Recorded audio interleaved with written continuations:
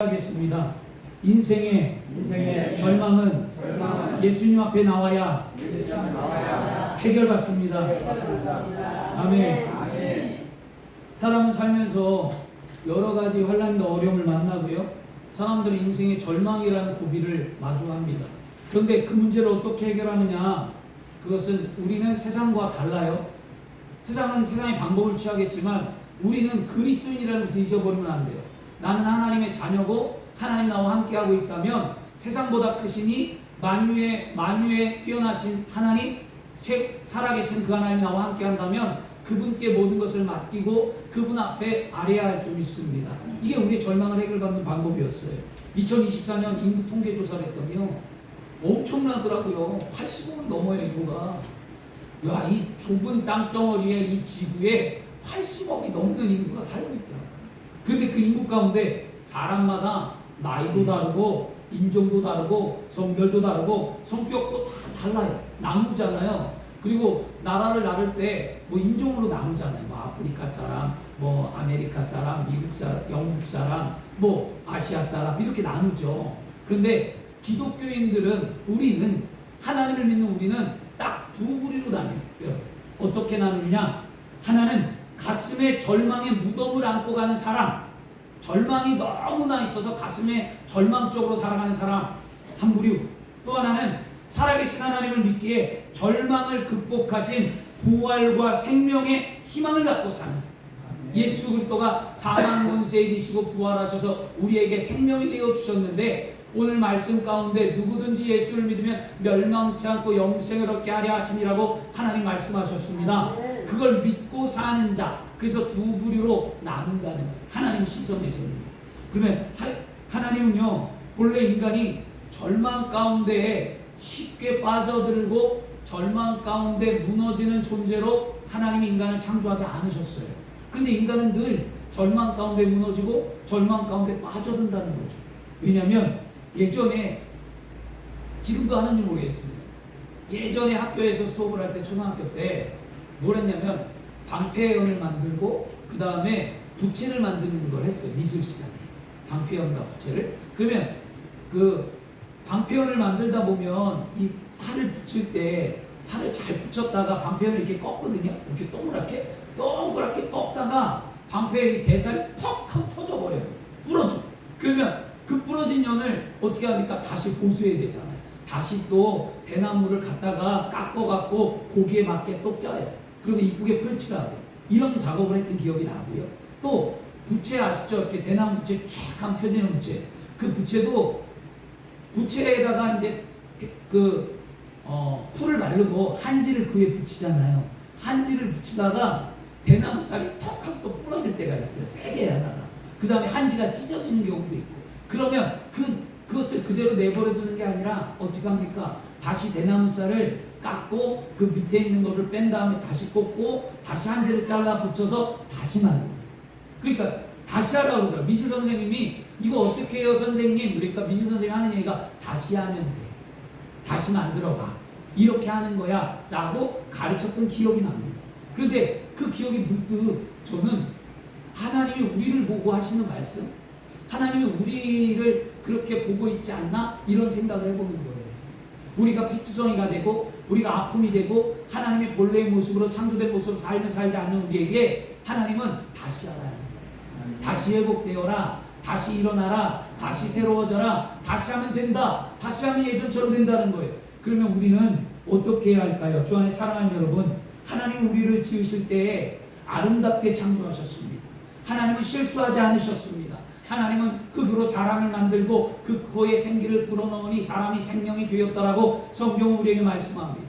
그리고 하나님은 사람을 만들어 놓은 후에 가장 좋은 표현을 했어요. 세상을 만들 때 좋았더라. 그러나 사람을 만들어 놓고는 보시기에 심히 좋았더라. 뭐냐? 심히는 아주 만족했다는 거예요. 그만큼 하나님은 우리를 아름답게 창조했기에 우리는 절대로 절망 가운데 처하는 존재가 아니라 하나님의 창조의 섭리 안에 희망과 꿈을 갖는 사람이 되어야 할 줄 믿습니다. 그러나 인간이 하나님을 버림을 통해서 인간이 하나님을 떠나서 우리는 절망의 나락으로 떨어지게 되었다는 거죠. 그래서 여러분, 덴마크 철학자 유명한 사람이 있어요.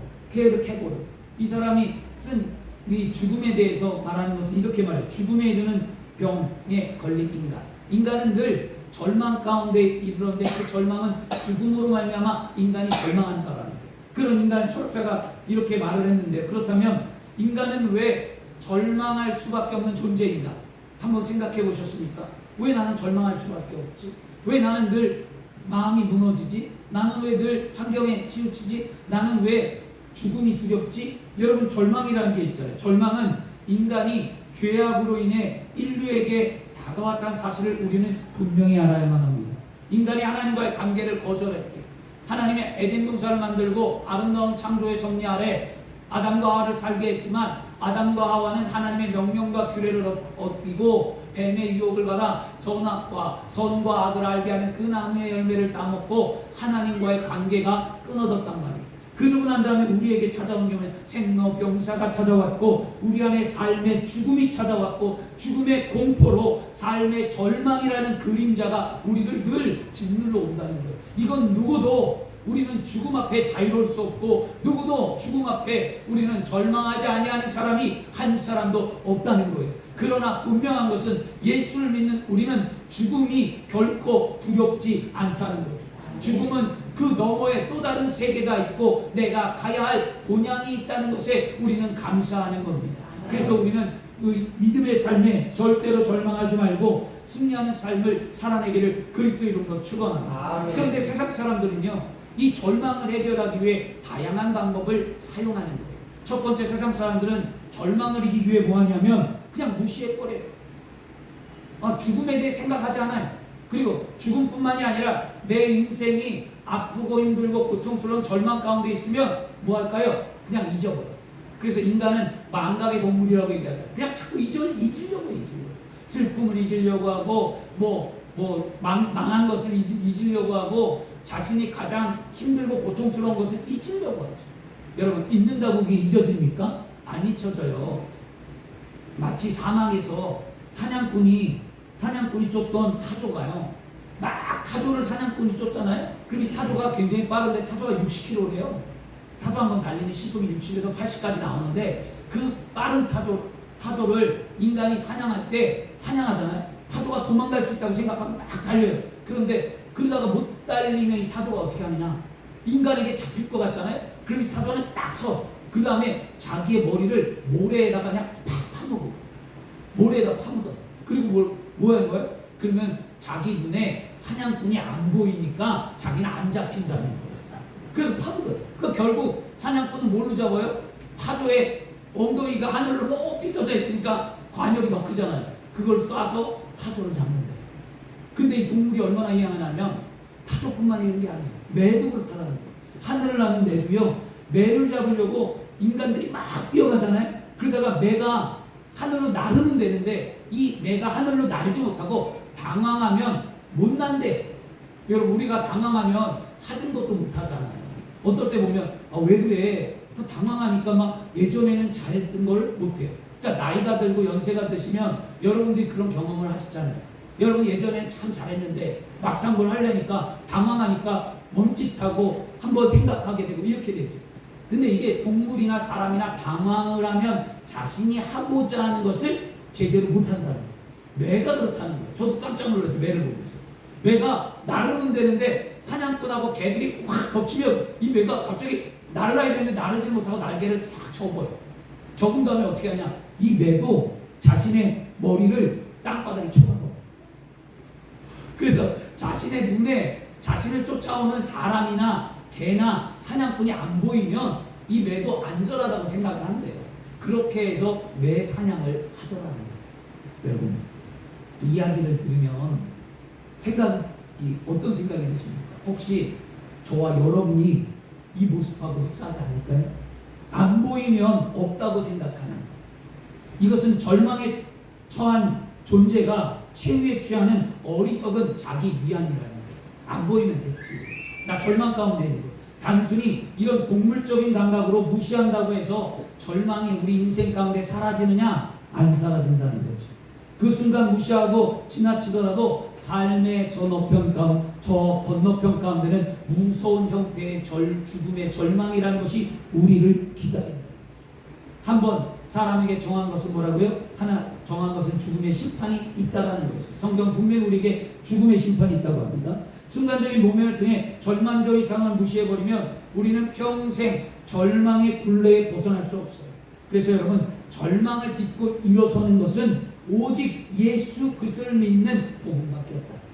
오늘도 성찬주일, 예수님이 이 땅에 왜 오셨느냐? 나를 구원하게 오셨고 나의 모든 삶을 아시는 주님이 나를 천국으로 인도하고 하나님의 거룩한 백성이 되고 내가 죽음을 이기는 삶을 살고자 부르셨다는 거예요. 그러므로 우리는 오늘도 예수 앞에 나와 감사함으로 예배해야 될 줄 믿습니다. 그러므로 하나님의 말씀을 믿으시길 바랍니다. 말씀은 우리에게 절망을 딛고 일어설 수 있는 소망인 줄 믿습니다. 시편 119편 49절에도 주의 종에게 하신 말씀을 기억하소서. 주께서 내게 소망을 가지게 하셨나이다. 주의 종에게 말씀을 주신 것은요, 성도들에게 소망을 주게 하나님은 말씀을 주셨어요. 그래서 종이 말씀을 선포할 때 여러분의 삶에는 소망이 생겨야 될 줄 믿습니다. 그 소망이 어떻게 생기냐? 말씀을 믿고 의지하고 받아들일 때 생기지, 말씀을 받지 않는 자들에게는 소망이 생기지 않는다는 거죠. 오늘 우리 안에 소망이 생기길 바랍니다. 두 번째, 사람들은요, 이 절망을 이기기 위해서 두 번째 하는 건 뭐냐? 쾌락을 즐긴다는 거예요. 쾌락. 그래서 이들은 절망을 외면하기 위해 뭐냐냐? 어차피 절망이야. 어차피 인간은 절망이야. 어차피 한번 태어나서 죽어. 죽음은 절망이야. 그러면 사는 날 동안에 즐겁게 살자. 그리고 쾌락을 즐긴다는 거예요. 그래서 뭐하냐? 먹고 마시고 즐겁게 사는 것이 인생의 유일한 낙이요 의미를 갖고 삶을 산다는 거예요. 그래서 여러분, 요즘 뭐합니까? 웰빙이라고 해서 잘 먹고 잘 사는 시대가 되어서, 그 다음에 워라벨이라고 해서 일과 삶이 아름답다고 해서 사람들 뭐하죠? 많이 놀러 다녀요. 놀러 다니는 게 나쁘다는 게 아닌데 자신의 일에서 즐거움도 찾아야 되긴 하겠지만, 믿는 사람들은 여러분들의 여가와 활동을 즐기되 하나님을 섬기는 삶으로 돌아와야 될 줄 믿습니다. 제가 그랬잖아요. 제가 수요일날도 간증했을 때도 그 얘기인데요. 작년에는 많이 놀러 다녔어요. 작년에는 주일날 오후에 끝나고 나면 1박 2일 캠핑도 가고 아내와 함께 쉼을 얻었어요. 좋았어요. 힐링하는 게 너무 행복했어요. 그런데 올해 들어와서 이제 작년에 캠핑하다 보니까 캠핑 장비도 필요하고 더 나은 걸 하고 싶어, 더 행복하고 싶어서 캠핑도 준비도 더 장비도 사고 차도 위에다가 탑도 씌우고 다 해놨어요. 근데 캠핑을 올해 갔느냐? 딱 2번 갔어. 올해. 왜 그럴까요? 이유는 뭐냐? 하나님보다 캠핑을 더 사랑했기 때문이었어요. 하나님은 금방 아시는 거예요. 그러니까 안 즐기라는 게, 즐길 때 즐기고 여유롭게 삶을 살긴 살지만 우리 마음의 중심에 하나님이 원하는 믿음의 삶을 살아야 할 줄 믿습니다. 이게 첫 번째였어요. 그래서 어차피 한번 인생 즐기다가 죽는 것이 가장 의미 있다고 생각해요. 사람들은 항상 즐기다가. 그래서 저희 형님이 술을 잘 드셨는데 요즘 술을 잘 안 먹거든요. 그래서 건강 챙기냐고 잘 안 먹는데, 예전에 하도 술 먹을 때 믿음이 있으면서도 술을 먹어요. 술 못 끊었어요. 그래서 제가 물어봤어요. 왜 자꾸 그러냐니까, 야, 나는 술 먹는 것이 나의 유일한 낙이라고 했어요. 술 먹는 거. 왜? 가정에서 저희 형수하고 대화도 잘 안 하고, 자녀들은 사랑하지만 자녀들하고 관계 형성도 잘 안 돼요. 부모가 사랑해. 끔찍이 사랑해. 내가 봐도 저희 형님이 자녀를 사랑해. 근데 자녀들하고 어울리거나 활동하거나 전혀 안 해. 그러니까 외로운 거예요, 혼자. 늘 밥만 먹고 일만 해. 24시간 일해요. 뭐 쓰리잡도 뛰고 투잡, 지금은 좀 좋아지긴 했지만 매일같이 일만 하니까 눈 뜨면 일이에요. 무조건 눈만 뜨면. 얼마나 괴롭겠어요. 돈에 시달리니까. 그러니까 술 한잔 먹는 게 그 즐거움이에요. 그게 잠깐 쉬는 거예요. 그래서 그렇게 먹으니까 알코올 중독되니까 먹지 말라고 하니까 이렇게 얘기했습니다. 야, 나는 밥 먹을 때 반주 한잔 하는 게 나는 유일한 낙인데 이거 못하면 어떡하냐. 이랬습니다. 그런데 언제 달라졌느냐? 삶이 나아지고 물질이 좀 풀어지고 걱정과 근심이 사라지니까 술을 줄이고 다른 것으로 돌렸다는 거예요. 여러분, 우리는 근심과 걱정이 있다고 해서 그 근심과 걱정을 다른 것으로 해결하려고 하면 절대 해결받지 못합니다. 유명한 소설가가 있습니다. 미국에. 여러분이 잘 아는 자 해밍웨이예요. 해밍웨이는요 유명한 책을 썼어요. 대표작이 세 가지거든요. 문학소설에. 이거는 필독서로해서 그 학생들이면 누구나 다 읽는 거예요. 이 세 가지, 이 책은요. 무기여 잘 있거라. 누구를 위하여 종을 울리는가. 그 다음에 노인과 바다. 이게 필독서예요. 이게 모든 문학적에서. 근데 이 작가가 20세기를 대표했잖아요. 기독교 집안에 자랐어요. 놀랍게 아버지는 의사였고요. 아버지는 평생의 삶에 선교사를 꿈을 꾸었습니다. 기독교 집안에서 자라서 어머니가 이 해밍웨이를 기독교의 삶으로 만들려고 했는데 그가 어떻게 했냐? 무신론자가 돼버리고 하나님을 떠나버렸습니다. 그리고 마음대로 삶을 살았습니다. 쾌락적으로 살았습니다. 그리고 결국 자신은 목숨을 스스로 끊어버렸습니다. 그런데 이 삶이 왜 그렇게 비참하게 되었는가? 그는 결혼도 세 번의 결혼을 실패하고 네 번째 결혼했고 네 번째 결혼은 행복할 줄 알았는데 교통사고가 나고 비행기가 떨어지고 아프리카 여행 중에 부상을 당하고 굉장히 늘 고통이었어요. 그렇게 하나님이 환경 가운데 돌아오라고 불렀는데도 그 환경을 깨닫지 못하고 그는 점점점 쾌락을 즐기고 술을 즐기고 성적으로 복잡한 생활을 하다가 향락을 즐기고 이것이 행복이라고 이것이 성공이라고 말하며 살다가 그의 마음에 불안함과 우울감으로 시달리다가 결국 정신병에 시달려 정기 쇼크로 인해서 자신이 스스로 자살을 선택하고 말았습니다. 뿌리 박힌 이 절망을 극복하기 위해 세상의 즐거움을 쫓았지만 그는 다 잃어버렸어요. 그리고 그가 마지막에 남긴 말이 있거든요. 이게 자기가 마지막 자서전을 써서 책으로 남기려고 하다가 소설을 쓰다가 완성하지 못하고 마지막에 쓴 소설 가운데 이런 말을 남겼더라고요. 나는 전지학이 다 떨어지고 코드를 꽂으려 해도 꽂을 전원이 없어 불이 들어오지 않는 라이트의 진공관처럼 텅 빈 전구처럼 공허하다. 이렇게 적혀 있었어요.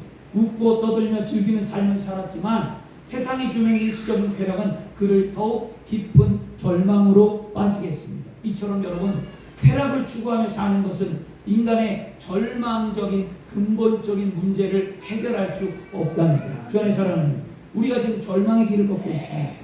아니면 여러분 절망 가운데 여러분 나름대로 세상의 것을 취하고 세상의 쾌락으로 잠시 잠깐 내 앞에 놓여있는 절망을 잊으려고 하고 있습니까? 하나님 오늘 우리에게 분명히 말씀합니다. 절망을 극복할 수 있는 길은 오직 예수 그리스도 십자가로 열어주신 구원의 길밖에 없다는 겁니다. 그러므로 오늘 우리가 믿기만 하면 우리는 하나님께서 절망을 극복하게 하고 예수 그리스도의 생명의 길로 돌아오면 하나님의 구원의 역사가 여러분을 통해 놀라운 역사가 나타나는 줄 믿습니다. 세 번째 사람들은 뭘 쫓냐? 이제는 무시해도 안 되고 쾌락을 쫓아도 안 되니까 사람들이 철학을 쫓아요. 철학을 쫓으니까 철학적인 인생관을 가진 사람들. 그래서 뭐예요? 자꾸 지혜자를 찾는 거예요.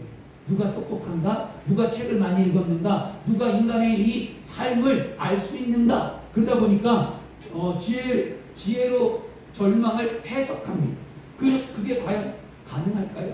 여러분 재미난 이야기 하나가 있어요. 뭐냐면 중국에 유명한 철학자가 하나가 있어요. 누구냐? 노자라는 사람이 있어요. 이 노자의 하루 일학 가운데 이런 일이 있습니다. 하루는 이 노자 집에 자신의 집마당에서 이 노자가 깽과리를 치고 장구를 치고 막 기뻐하고 있는 거예요. 막 자기 집안에서 막 미친 듯이 막 날뛰니까 이 주변 사람들이 노자에게 와서 물어봐요. 아니 오늘 무슨 날이냐? 생일이냐? 아니면 뭐 어디에서 뭐 임금님이 뭐 하사품을 주었느냐? 도대체 무슨 일이 있길래 이렇게 기뻐하며 즐거워하느냐고 물었어요. 근데 노자가 이런 말을 합니다. 내 아내가 죽었습니다. 자연의 섭리에 따라 아내가 어린아이로 태어났다. 처녀로 성장하고 결혼을 해서 살다가 이젠 순리에 맞게 죽었으니 이 얼마나 좋은 일입니까? 자연의 법이 내 아내의 생애 속에 이루어졌으니 그 기쁨으로 이렇게 장구를 치고 기뻐합니다. 라고 얘기했어요. 어떻게 보면 사람들이 볼 때 자신이 깨닫지 못하는 것을 깨달으니까 사람들은 이 노자가 하는 말이 심오하고 진리가 있고 정말 대단한 걸 깨닫는 것처럼 여길 수 있습니다. 그러나 이것은 절망을 극복하려고 하는 한 철학자의 몸부림밖에 안 되는 거예요. 합리화하는 거예요. 아내가 죽었는데 뭐 자연의 섭리로 돌아가, 이게 뭐가 중요하겠냐고요. 여러분, 그럼 세상에 이런 것을 가르쳐 뭐라 하냐? 성경은 초등학문이라고 얘기했습니다. 초등학문을 가지고 인간의 절망의 문제를 해결하고 하는 것은 너무나 어리석은 시도였다. 철학은요, 절망의 본질을 깨닫지 못한 채 뭐하냐? 허망된 언변으로 자기 자신을 설득하여 순간적으로 절망을 극복하는 노력에 불과한 거예요. 여러분, 철학자들 말 진짜 잘해요. 여러분, 철학자라고 얘기하면요, 너무 이치를 아니까 깨달으면 좋은데, 그 이치를 하나님으로 깨달으면 좋은데 그렇지 않다는 거예요. 그래서 신학을 공부하려면 뭐부터 공부하느냐? 철학을 공부하라고 했어요. 철학을 진짜 인문학 가운데 철학을 공부하고 그 다음에 신학을 공부하고 그 다음에 주의종이 된 목사님들은요 달라요. 설교. 제가 그래서 우리 교단 가운데 좋아했던 목사님, 지금 김포에 계신 김상원 목사님 철학을 공부하셨거든요. 김상원 목사님 설교를 딱 들으면 참 설교가 깊이가 있어요. 그래서 저렇게 하려면 어떻게 해야 할까? 그랬더니 목사님이 그때 저의 교수님이셨거든요. 그래서 물어봤더니 목사님이 그런 얘기를 했어요. 책을 많이 읽으라. 근데 책 읽는 게 쉬워야죠. 그게 말처럼 책 읽는 게 뭐 쉽습니까? 저도 책 읽는 거 읽으라고 해도 너무너무 힘든 거예요. 근데 목사님은 늘 책을 많이 읽었다고 얘기해요. 그래서 저도 그렇게 하려고 합니다. 여러분, 저를 위해서 끊임없이 제가 공부할 수 있도록 기도 부탁드리겠습니다. 예. 여러분, 그래서 성경은 뭐라고 그러냐면 골로새서 2장 8절에 이렇게 말합니다. 누가 철학과 헛된 속임수로 너희를 사로잡을까 주의하라. 이것은 사람의 전통과 세상의 초등학문을 따름이요 그리스도를 따름이 아니니라. 뭐라고 얘기합니까? 분명히 골로새서에 바울은 골로새 교회에 편지할 때 그 당시에 문화적으로 그리스 문화로 철학이 뛰어냈어요.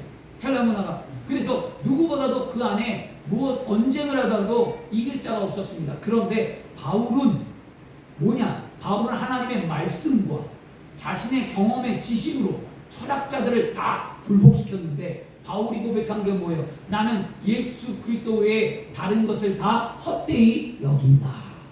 예수 그리스도만을 진실로 여겼다는 거예요. 그러니까 여러분, 세상의 모든 것을 여러분이 취했다 할지라도, 모든 것을 얻었다 할지라도 예수 그리스도를 알지 못하고 예수 그리스도를 얻지 못한다면 그것은 여러분 잘못된 거라는 거예요.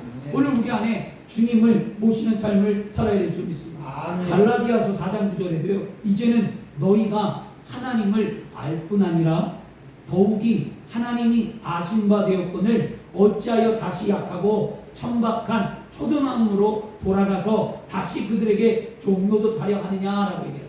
우리는 한 번 예수를 믿고 구원 받았으면 세상을 버리시기를 바랍니다. 예수를 믿어놓고 세상의 철학을 갖고 와갖고 철학적인 얘기를 말씀과 더불어 하지 않기를 바랍니다.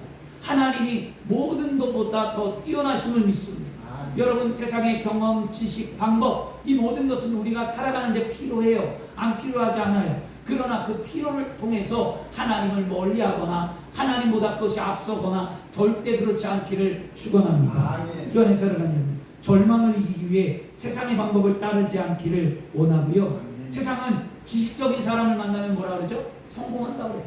그래서 뭐라 그러죠? 사람을 잘 만나라 그러잖아요. 사업, 그런 다음에 요새 뭐하죠? 성공 파트너십이라고 해서 세미나들이 너무 많아요.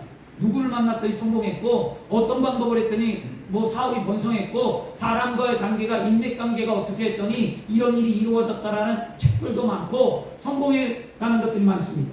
여러분, 그러나 우리 믿는 자들은 사람이 아닌 하나님을 만나야 될 줄 믿습니다. 사람을 만나면 성공해요. 여러분, 좋은 사람 만나면 분명히 성공합니다. 내 주변에. 그러나 여러분, 사람이 하나님을 만나면 기적이 일어납니다. 아멘. 성공이 아니라 하나님을 만나면 기적이 일어납니다. 아멘.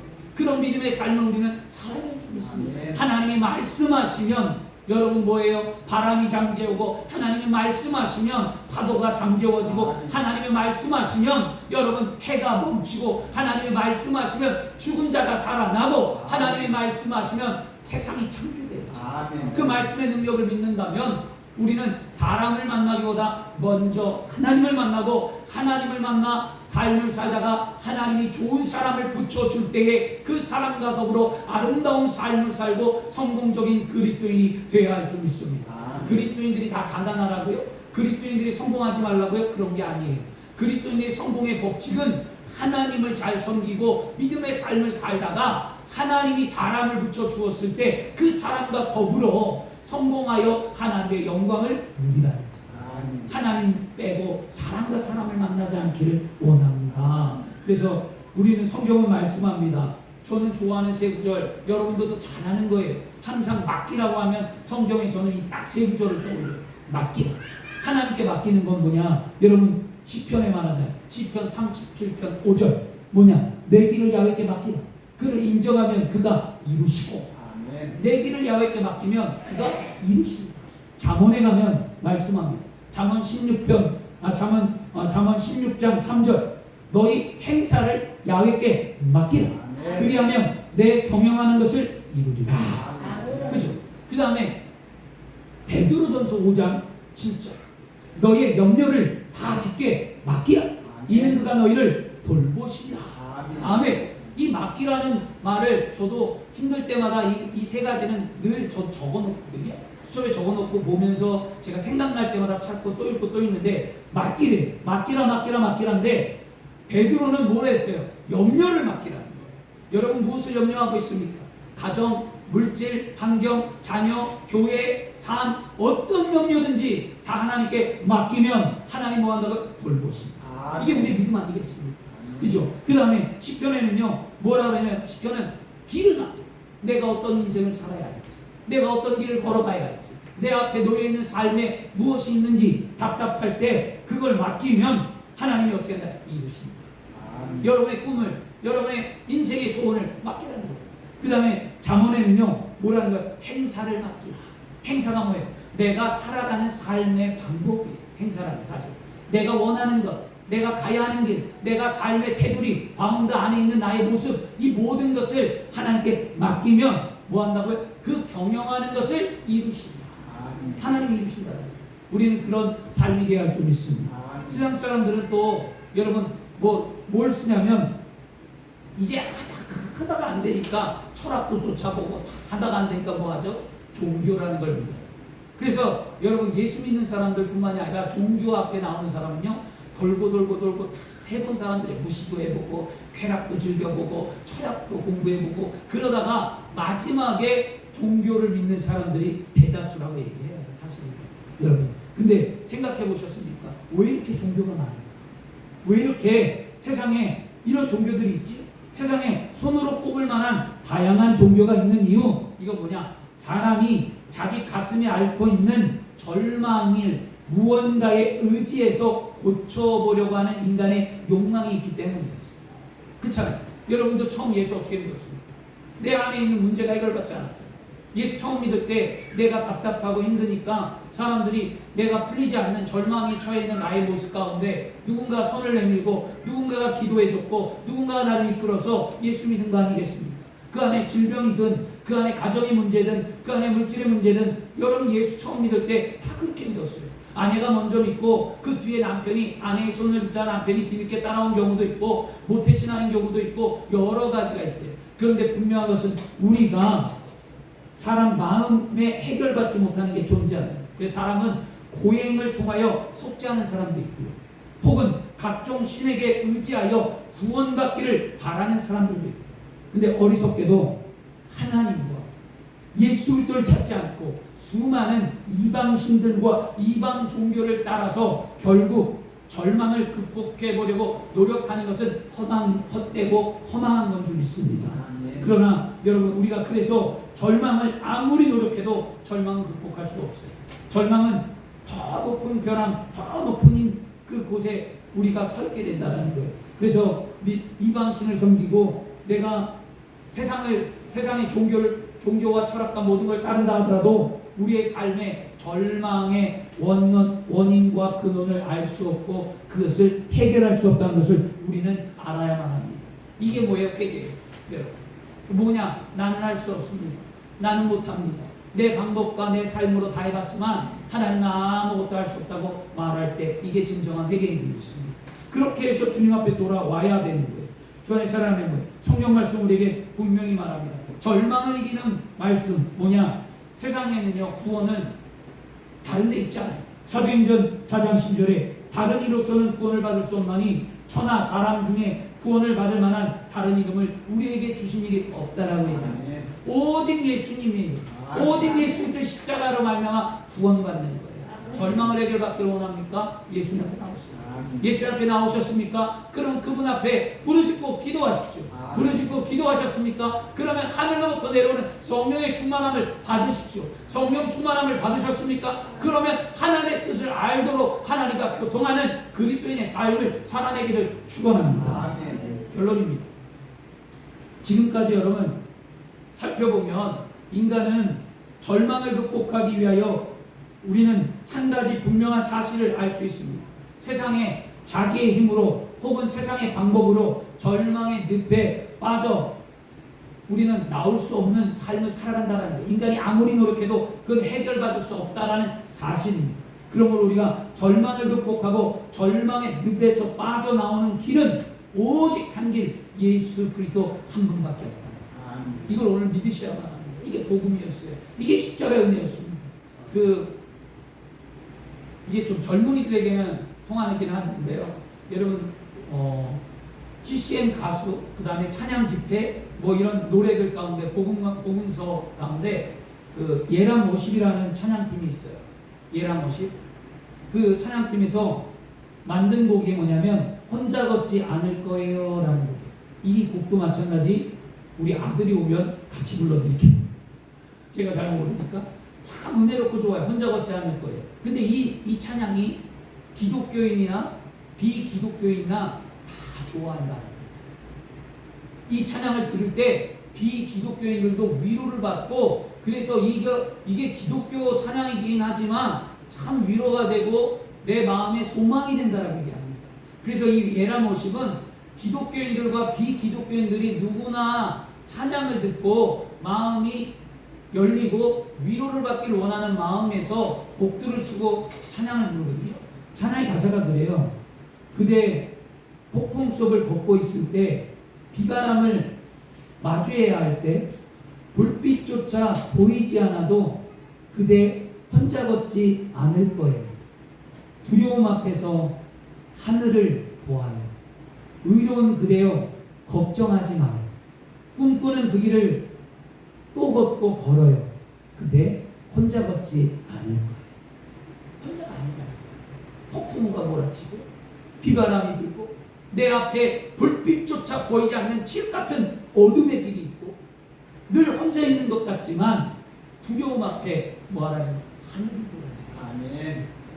여기는 사실 하늘은 뭡니까? 하나님을 바라보라. 아멘. 우리가 믿는 하나님을 보라는 거예요. 아멘. 하나님은 죽은 자의 하나님이 아니라 사는 자의 하나님이시라는 거예요. 아멘. 하나님이 죽었다면, 신이 존재하지 않는다면 저는 다 놓고 말합니다. 믿지 말라고. 아멘. 하나님이 살아있으니까 믿는 거지 아멘. 우리가 죽은 하나님을 믿는 게 아니잖아요. 우리는 참신을 믿는 거지 아멘. 거짓신을 믿는 게 아니잖아요. 아멘. 그러면 그 살아있는 하나님이 여러분의 삶 가운데, 인생 가운데 나타나셔서 그 증거를 드러낼 때 복음의 역사가 나타나고 그것이 땅끝까지 이른 증인된 삶인 줄 믿습니다. 아멘. 그렇죠? 그러나매 외로운 그대여 걱정하지 말라. 꿈꾸는 그 길을, 여러분 예수를 믿으면 꿈이 있어야만 합니다. 아멘. 인생의 비전을 꼭 꾸시길 바랍니다. 나이가 많아도 단 하루를 살아도 1년을 살아도 꿈을 꿔야만 합니다. 언제 죽을지 모르고 뭐 불안한 것 때문에 꿈이 없다고요? 여러분 올해 벌써 9월달이에요. 올해 1년 다 지나갔어요. 4개월 있으면 또 내년이 찾아옵니다. 얼마나 세월이 빠릅니까? 그쵸? 세월은 나이의 속도에 맞는다 그랬어요. 20대는 20km, 30대는 30km, 40대는 40km, 50대는 50km, 60대는 60km, 70대는 70km, 80은 80km. 그만큼 속도가 빠르다는 거예요. 세월의 속도가. 여러분 운전해 보셨잖아요. 자동차 속도가 빠르면 빨리 가잖아요. 그만큼 빨리 가는 거예요. 그 빨리 가는 세월을 누가 막을 수 있겠습니까? 그러나 세월은 막을 수 없지만 그 빨리 가는 세월 속에 흘러가지 마세요. 그냥 유수에 흘러가듯 그 세월에 맡겨서 인생을 그렇게 흘러가듯 살지 말고 그 흘러가는 삶 가운데 꿈이 있고 소원이 있어 바라보시길 바랍니다. 네. 하늘을 바라보고 나무를 바라보고. 여러분 개울에서도요, 여름에 보트를 타고 냇가를 흐를 때 여러 사람들이 있어요. 냇가를 탈 때 냇물만 바라보고 그냥 흘러가는 사람도 있고요. 아니면 보트를 타는 냇물 가운데 흘러가다 하늘도 보고 바위도 보고 주구를 타고 물을 흘러가면서 그런 사람들도 있더라는 거예요. 우리는 어떻게 살아가야 합니까? 똑같이 흘러가는데 왜 안 쳐다보고 왜 안 꿈꾸고 왜 안 건지고 왜 안 만지고 왜 아무것도 안 하고 살아갑니까? 하셔야만 합니다. 오늘부터 하시길 바랍니다. 아멘. 우리 이제 6주년이에요. 더 큰 꿈과 기대가 있어야만 합니다. 여러분 안에 우리 교회의 비전을 이제 6주년 안에 다시 제시를 할 거예요. 여러분들에게 이제 가르쳐 드릴 거예요. 우리 교회 비전이 뭐였고 그동안에 6년에 어떤 말씀이 선포되었고 어떤 길을 걸어왔으며 어떻게 행할 건지 다시 정립해 드릴 텐데 여러분 꼭 여러분 꿈꾸는 그리스도인이 되어야 할 줄 믿습니다. 예수를 믿으면 달라져야 될 줄 믿습니다. 오늘 여러분 절망을 희망으로 바꿔주시자 예수님이 이 땅에 오셨습니다. 독생자 예수님이 오늘 십자가에 피 흘려 나를 사랑하여 돌아가셨습니다. 이것을 믿는 것이 구원입니다. 오늘 말씀은 뭐라고 말합니까? 누구든지 믿는 자에게 뭐 한다고? 멸망치 않고 영생을 얻게 하리라고 약속하셨습니다. 그리고 아모스 5장 4절에 말합니다. 야훼께서 이스라엘 족속에 이와 같이 말씀하시기를 너희는 나를 찾으라. 그리하면 살리라. 찾으면 사는 거예요. 우리가 살기 위해 하나님 예수님 성령님을 찾아야 되고요. 우리가 찾되 그냥 찾는 것이 아니라 약속의 말씀을 붙들고 찾았어요. 그냥 찾는 게 아니라 하나님 성경에 이렇게 말씀하셨잖아요. 하나님 말씀은 이거잖아요. 그 말씀을 내가 붙들고 하나님을 찾는다라고 고백해야 될 줄 믿습니다. 아브라함은 절망 가운데 하나님의 약속을 믿고 하늘을 보고 별을 세웠기에 하나님은 아브라함에게 복을 주었다라는 거예요. 여러분 무엇을 붙들며 삽니까? 하나님의 말씀이 헛되입니까? 하나님의 말씀이 아직도 죽어 있습니까? 하나님의 말씀이 살아있지 않습니까? 오늘 우리 말씀이 살아있기를 원합니다. 하나님의 말씀을 붙들고 그 말씀 속에서 다시 꿈꾸기를 바랍니다. 그래서 주여 이제 내가 무엇을 바라요? 나의 소망은 주께 있나이다. 우리 오늘 소망을 주께 두면 절망의 문제가 해결되고 소망을 주께 두면 예수 그리스도의 은혜가 우리 가운데 있어서 우리의 삶이 그리스도 예수 안에 아름다워지는 줄 믿습니다. 기도하겠습니다. 주오신 아버지 하나님 감사합니다. 오늘 하나님 우리가 절망 가운데 있을 때 예수님 앞에 나오기를 원합니다. 오늘 우리